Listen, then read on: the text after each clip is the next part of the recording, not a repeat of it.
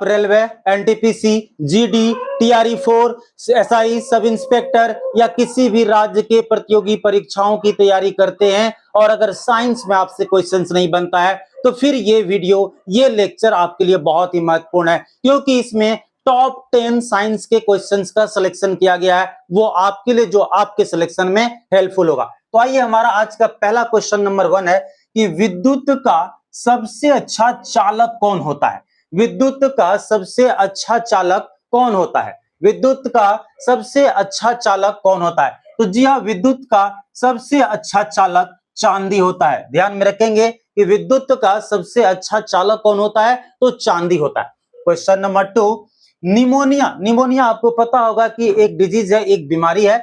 Pneumonia में कौन सा अंग प्रभावित होता है? अगर किसी को निमोनिया का डिजीज होता है तो उनके बॉडी का कौन सा अंग प्रभावित होगा? आपको बताना है इसका सही आंसर कि अगर कोई व्यक्ति निमोनिया का बीमारी हुआ तो उसका कौन सा अंग प्रभावित होगा? तो जी हाँ, यह है फेफड़ा। फेफड़ा। तो अगर किसी को निमोनिया की बीमारी है तो उसका जो फेफड़ा है वो प्रभावित होगा। चलिए, अगला क्वेश्चन है, एक बैरल में कितना लीटर होता है? आजकल देखिएगा कि थोड़ा सा पेट्रोलियम और गैसों के लेकर के काफी चर्चा में, न्यूज में रहता है, इसलिए आपसे ये क्वेश्चन पूछा जा सकता है आपके प्रतियोगी परीक्षाओं में कि आप बताइए कि एक बैरल में कितना लीटर होता है? तो जी हाँ, एक बैरल में 159 लीटर होता है। कितना होता है? 159 लीटर होता है। तो ये भी आप ध्यान करेंगे और नोट डाउन करेंगे। बल गुणनफल होता है। बल गुणनफल होता है। बल गुणनफल, बल निकालने से किसका गुणनफल होता है? तो जी हाँ, पहला चीज में आएगा द्रव्यमान। द्रव्यमान गुना आपको आएगा दूसरा चीज त्वरण। त्वरण, द्रव्यमान गुना त्वरण। द्रव्यमान और त्वरण को अगर मल्टीप्लाई करते हैं तो हमें क्या मिलता है? बल का गुणनफल मिलता है। आइए, वस्तु का भार सर्वाधिक कहां होता है? किसी भी वस्तु का भार सबसे ज्यादा कहां पर होगा? तो जी हां, किसी भी वस्तु का भार सबसे ज्यादा ध्रुव पर होगा।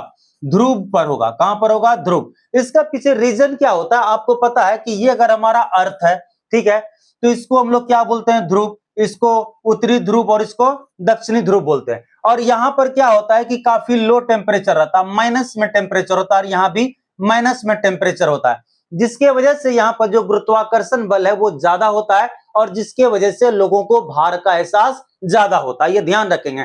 और वही अगर आपसे सवाल पूछे कि सबसे कम कहां पर होगा, तो वो होगा इक्वेटर पर, विषुवत रेखा पे, क्योंकि विषुवत रेखा पे टेम्परेचर ज्यादा होता है, जिसके वजह से चीजों की डेंसिटी बढ़ जाती है और चीजें हल्का हो जाता है और उस पर ग्रेविटेशनल फोर्स कम लगता है। जैसे कि अगर एक पत्थर को फेंका जाए छत से, वो जल्दी गिरेगा, जबकि एक कागज के टुकड़ा को लेट से। क्यों? क्योंकि उसका वेट ज्यादा है, जिसकी वजह से ग्रेविटेशनल फोर्स भी उस पर ज्यादा लगेगा। चलिए, अगला क्वेश्चन, भार का मात्रक क्या होता है? भार का मात्रक क्या होता है? जल्दी से बताएंगे कि भार का मात्रक क्या होता है? तो जी हाँ, भार का मात्रक जो होता है वो होता है न्यूटन। न्यूटन। भार का मात्रक क्या होता है? न्यूटन। ये भी आप नोट डाउन करते जाइए। अगला आइए, सबसे हल्की धातु है। सबसे हल्की धातु मतलब कि अभी तक हमारे पृथ्वी पर जितने भी तरह के धातुओं को खोजा गया है, उन सारे धातुओं में यह सबसे हल्की धातु है। मतलब इससे ज्यादा हल्का कोई भी धातु नहीं है। और यह है भैया मेरे लिथियम। लिथियम। लिथियम। और मैं आज बता दूं कि आज जितना भी ड्राई सेल्स बन रहा है, जो सूखा बैटरी ड्राई सेल, जिसमें कि पानी देने की जरूरत नहीं पड़ती है, वो सारे के सारे बैटरी किससे बनते हैं? तो लिथियम से। आपके मोबाइल फोन का भी जो बैटरी होता है वो किससे बनता है? तो लिथियम से। चलिए आगे, धातुओं का राजा कहलाता है। धातुओं का राजा कहलाता है मतलब कि सभी धातुओं में सबसे महत्वपूर्ण धातु, जिसके वजह से उस धातु को राजा बुलाया जाता है, धातुओं का राजा। मतलब कि धातुओं का राजा किसे कहते हैं? जी हाँ, ये धातुओं का राजा कहलाता है सोना। सोना को बोला जाता है धातुओं का राजा। ध्यान रखेंगे।